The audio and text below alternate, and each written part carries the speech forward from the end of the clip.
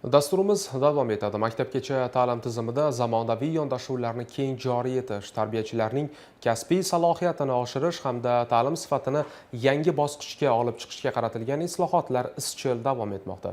Ana shu ezgu maqsadlar doirasida G'ijduvon tumanida navbatdagi o'quv seminari bo'lib o'tdi. Bugungi kunda Buxoro viloyatida 2090 ta maktabgacha ta'lim tashkilotlarida 167.782 nafar 3 yoshdan 7 yoshli bolalarning 151.192 nafari qamrab olindi. Ushbu qamrovning 60.8% davlat, 39.2% nodavlat maktabgacha ta'lim tashkilotlari hissasiga to'g'ri keladi.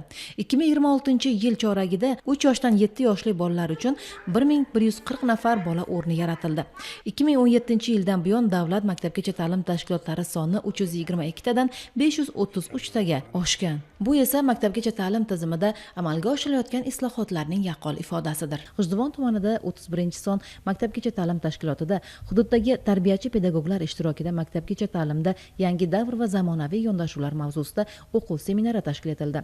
Seminar davomida ishtirokchilarga ilk qadam milliy o'quv dasturining mazmun mohiyati, yangilangan davlat o'quv dasturining asosiy yo'nalishlari, bolalarning intellektual, ijtimoiy va emotsional va ijodiy rivojlanishidagi ahamiyati haqida batafsil ma'lumot berildi.